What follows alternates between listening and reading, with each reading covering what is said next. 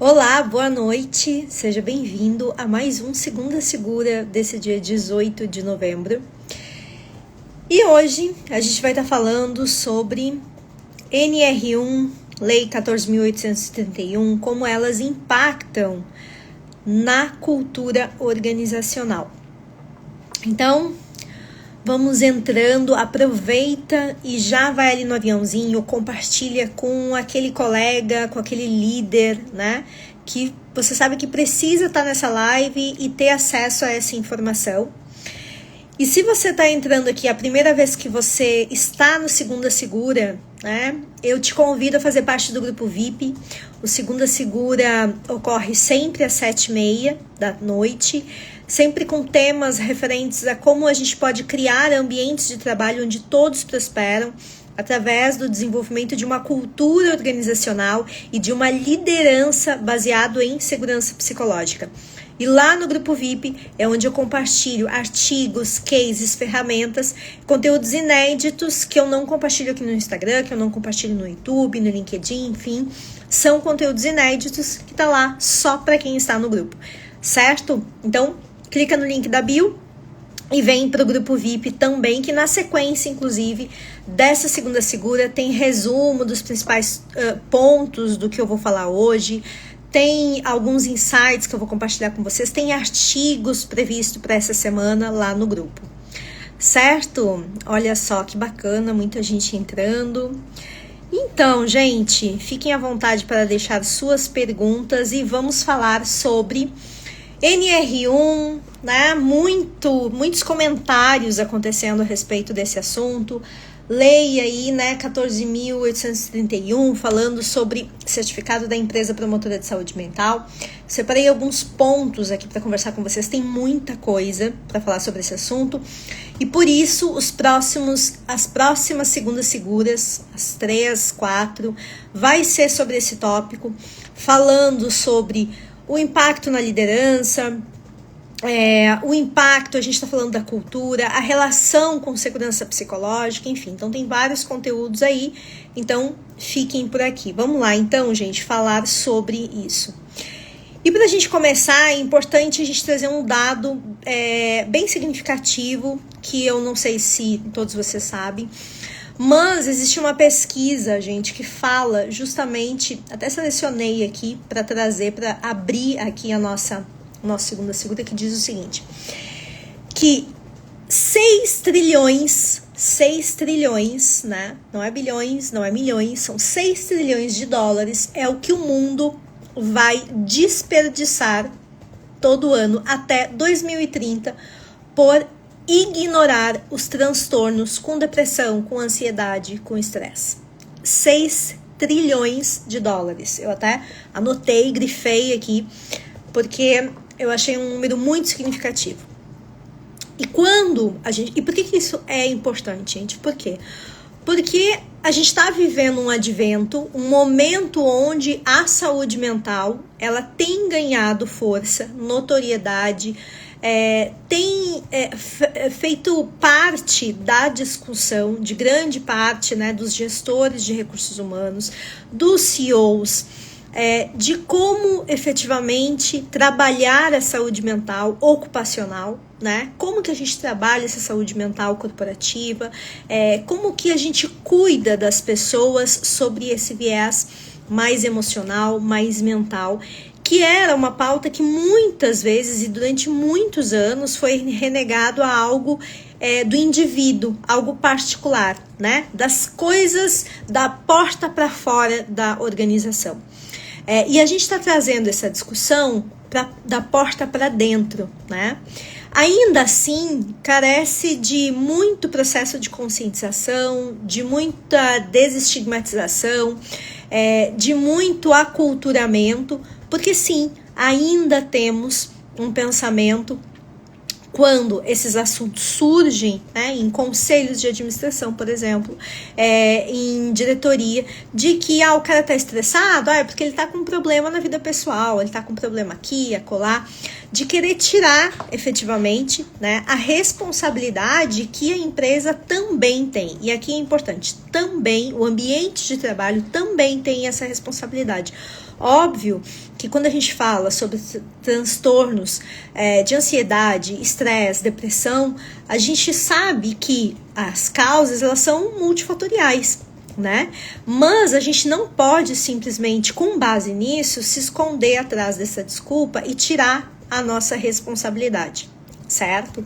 E esse número ele é significativo porque a gente precisa entender por que agora esse assunto veio para a norma regulamentadora número 1, que é a que rege todas as outras. E aí vem uma coisa importante de você saber o seguinte: quando a gente está falando sobre a norma, ela nunca estipulou que a avaliação, o diagnóstico, os planos de ação, o cuidado deveria ser somente de saúde física, né? Ela utiliza, inclusive, a norma, ela se baseia no conceito de saúde que é utilizado pela OMS, né? Que é um conceito amplo de saúde, que saúde não se restringe apenas à ausência de doenças, né? E sim esse olhar mais integral de que assim, a gente está falando de saúde física, saúde social, a gente está falando de bem-estar, a gente está falando de emoções, a gente está falando de saúde mental, enfim, abrange todo o complexo de como nós somos como seres humanos e que efetivamente influi no que é estarmos saudáveis, certo?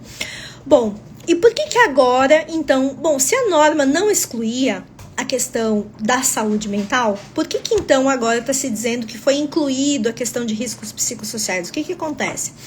Para vocês entenderem, a norma ela vai se atualizando, obviamente, de acordo com as demandas da sociedade, certo?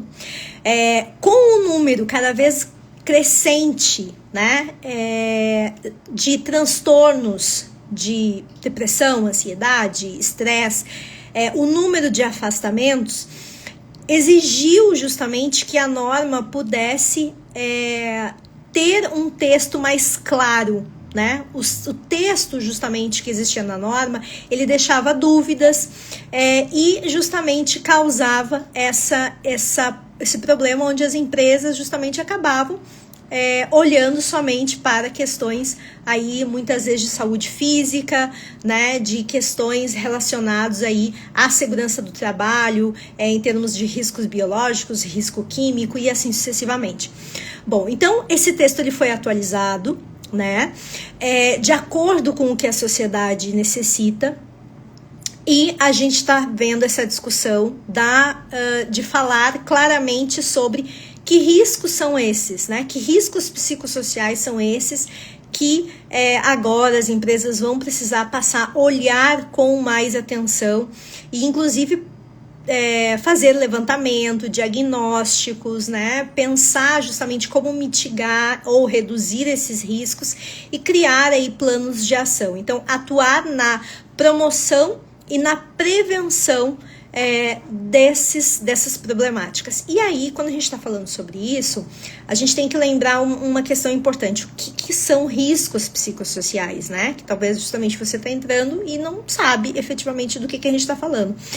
Quando a gente está falando sobre riscos psicossociais, gente, a gente está falando tudo aquilo que causa um ambiente tóxico e que isso acaba gerando risco ou perigo de adoecimento desse trabalhador, desse colaborador, certo? Então, a gente está falando de sobrecarga de trabalho, a gente está falando de metas inatingíveis, a gente está falando de falta de senso de pertencimento, de assédio, né? Assédio moral, assédio sexual, que já faziam parte, né? Que estão, inclusive, se eu não estou enganada, aí na NR05, aí de repente eu não tenho aqui exatamente o número, mas se eu não me engano é a 05, tá? Mas depois eu inclusive vejo, que já estavam, né? Então, sobrecarga de trabalho, a gente já falou aqui.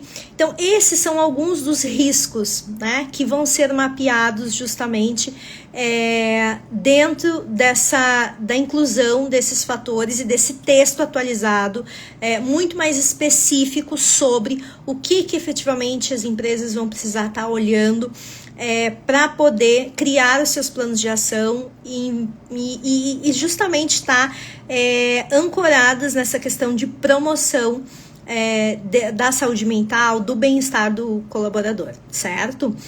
Bom, então falado isso, para a gente entender efetivamente quais são essas mudanças, e a partir de maio de 2025, sim, as empresas vão precisar começar a encaminhar essas informações através do programa de gerenciamento de riscos, né? Incluir isto e começar justamente através do E-Social a encaminhar isto para o governo, né? Então, por isso, essa urgência de começar a medir, né? Começar a saber, né?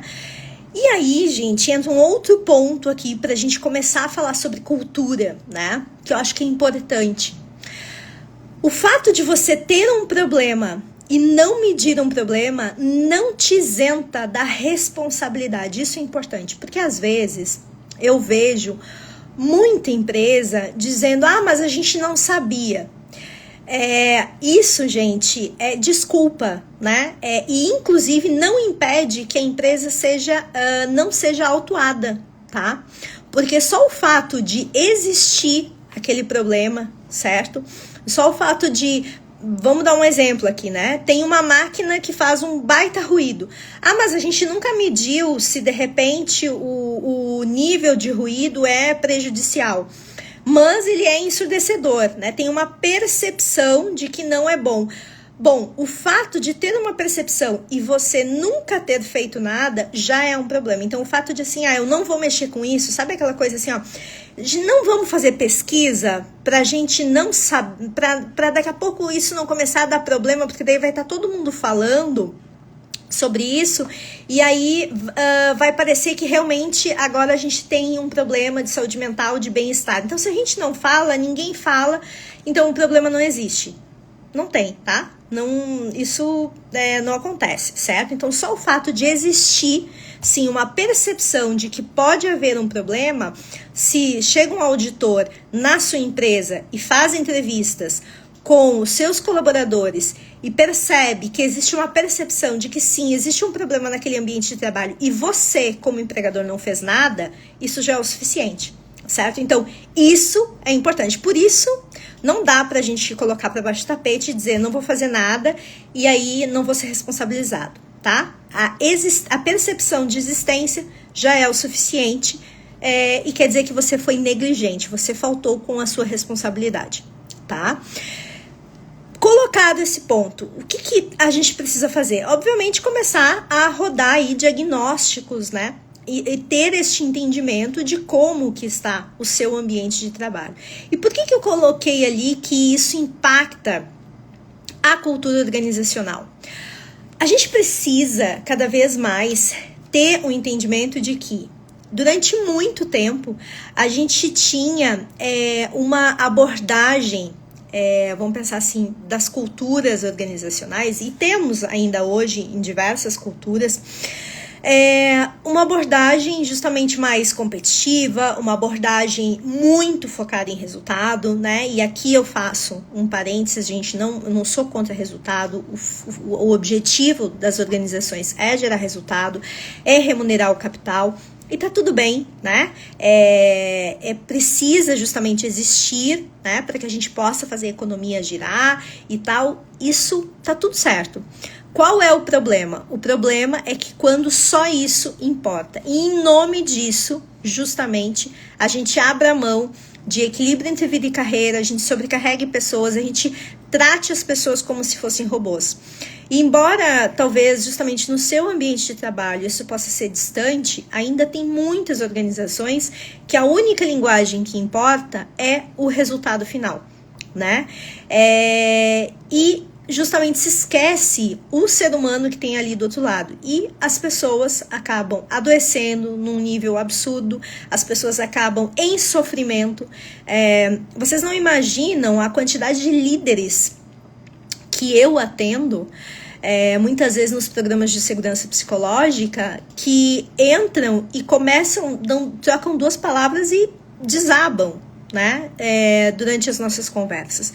Por quê? Porque estão no limite do limite e não encontram espaço dentro da organização para efetivamente conversar sobre esses assuntos, né? Pelo contrário, encontram apenas mais cobrança, mais pressão, mais necessidade de entrega, de produtividade, de resolução. E aí eu pergunto para vocês, como que alguém com a saúde mental comprometida gera produtividade, entrega resultado, né? Entrega criatividade, protagonismo, iniciativa? Não entrega, não acontece. E quando eu falo que essas mudanças na NR1, elas podem impactar a cultura organizacional, é disso que eu estou falando. É a gente começar a olhar que essa cultura existente do resultado pelo resultado, de fazer mais com menos, da pressão excessiva, das longas jornadas, né, como resposta, né, o sucesso exige o sacrifício, e principalmente da vida pessoal, e tá tudo bem isso, porque o resultado justifica. Essas mudanças vai fazer justamente com que as organizações possam olhar para a forma como a sua lógica de funcionamento e ter uma abordagem, vai forçar que se tenha uma abordagem mais estratégica e humana, né, na gestão desse ambiente de trabalho, né, que se leve em consideração essas questões.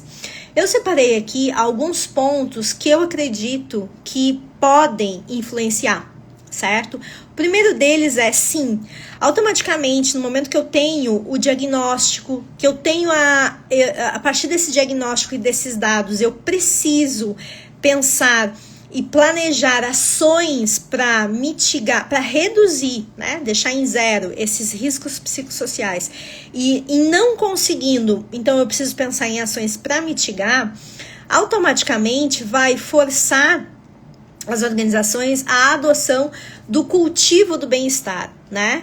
E aí se fala aí de cultura de bem-estar, mas assim, de cultivar esse bem-estar, e aí um bem-estar no seu amplo espectro, né? Porque quando a gente fala em bem-estar, a gente está falando de bem-estar, não só bem-estar emocional, mas a gente está falando de bem-estar social, a gente está falando de bem-estar físico, né? Então, o bem-estar, assim como a gente está falando de saúde num conceito amplo, ele não se reduz justamente a, daqui a pouco, qualidade de vida, né?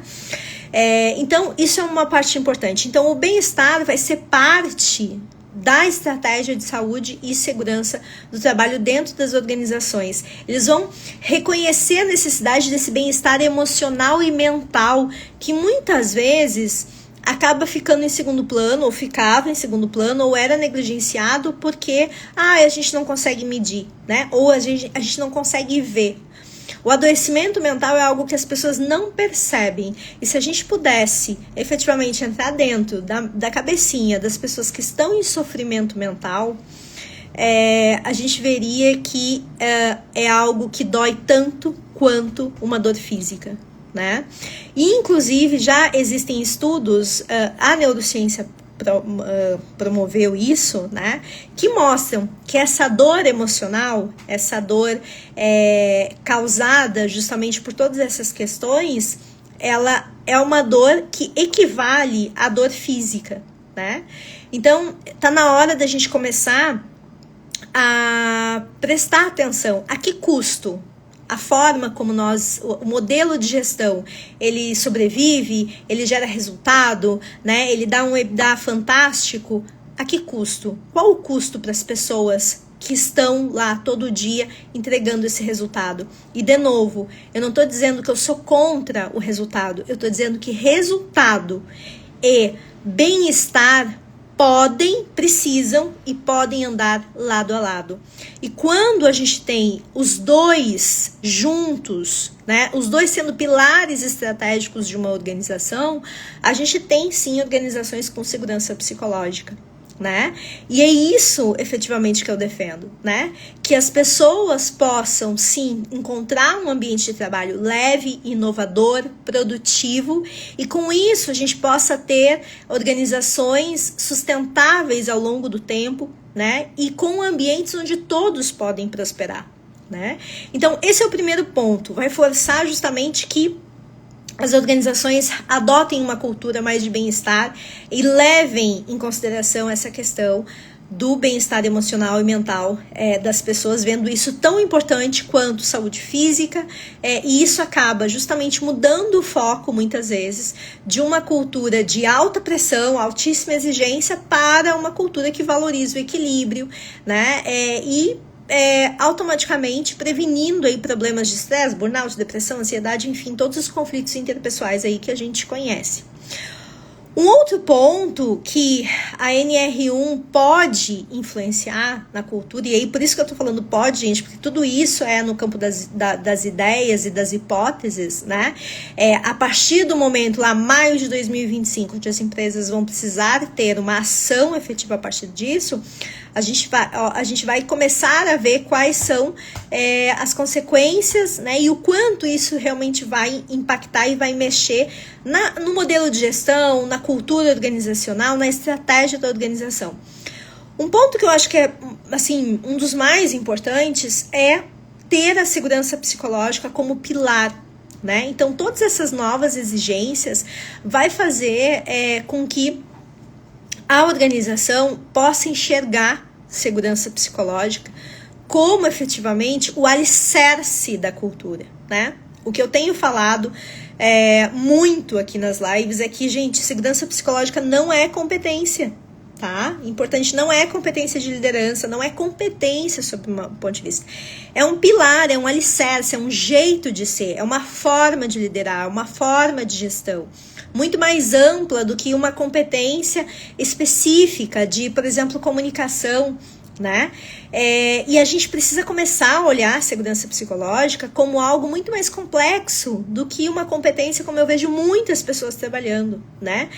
É um jeito de ser da organização. Organizações que optam por ter segurança psicológica como seu pilar, elas optam isso como alicerce, como DNA, como essência dessa organização.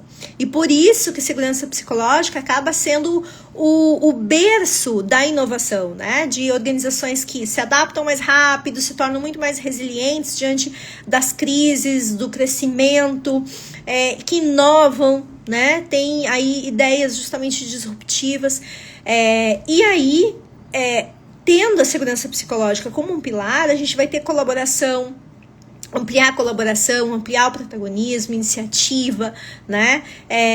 Muito do que se fala da cultura de confiança, cultura de inovação, vem através da segurança psicológica.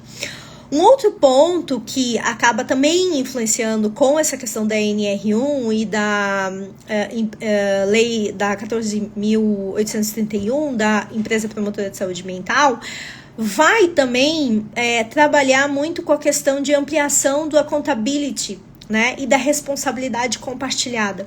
Então, quando a gente está falando sobre isso, vai fazer justamente com que a alta liderança, né, tanto da alta liderança quanto as equipes operacionais, elas vão ser incentivadas a ter esse olhar sobre o cuidado das pessoas, vai ter um olhar mais estratégico sobre o clima organizacional, e de trabalhar justamente mais proativamente para a resolução dos problemas, porque a não resolução pode ser um fator que impacta na geração de riscos aí psicossociais.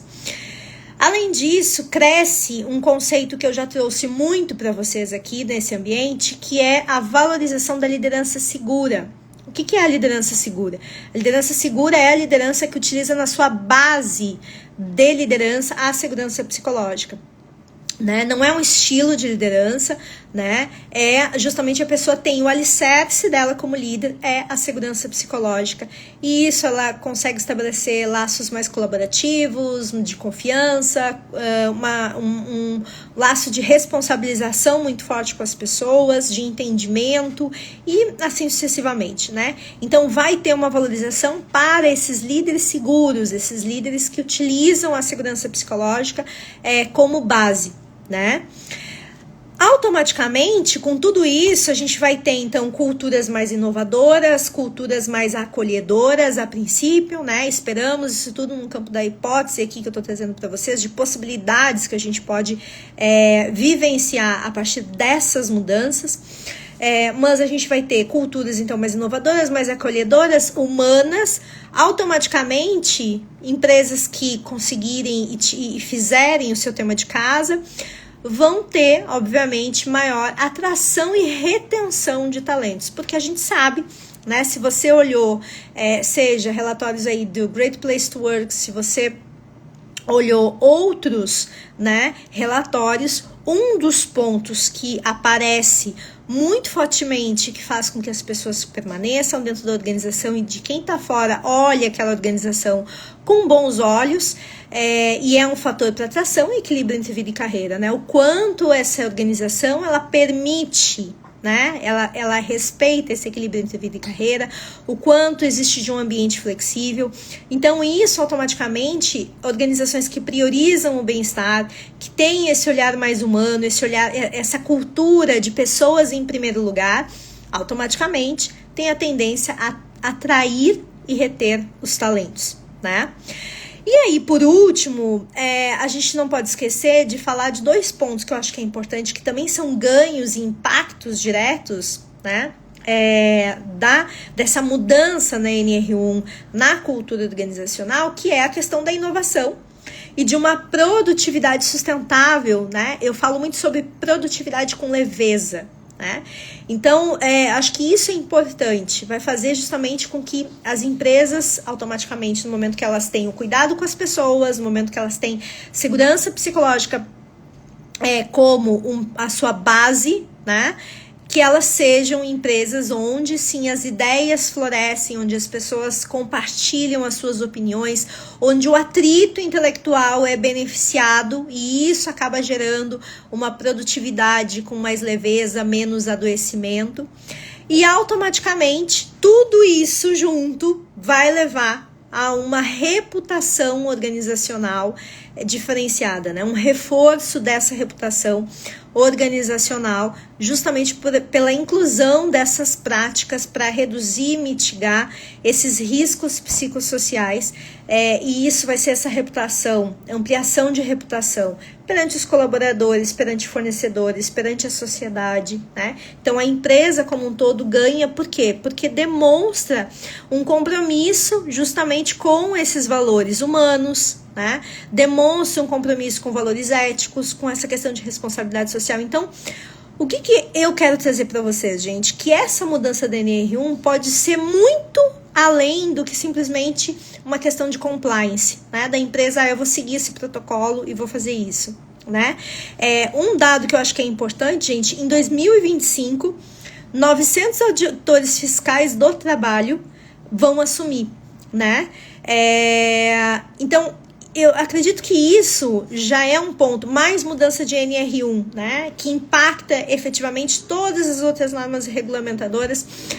Automaticamente, no momento que a gente vê, existe sim um olhar para isso, uma preocupação com isso, né? Agora, o quanto isso vai reverberar para que as empresas possam, de fato, repensar o seu modelo de gestão, repensar aquele número que eu trouxe lá no início, 6 trilhões de dólares é o que o mundo vai perder todos os anos até 2030 com transtornos de ansiedade, depressão e estresse. 6 trilhões de dólares. Para que a gente possa reverter isso, sim, precisa de uma nova forma de fazer gestão, uma nova forma de liderar, né? Precisa de um impacto grande aí nas culturas estabelecidas, né? Nas culturas organizacionais. Por quê?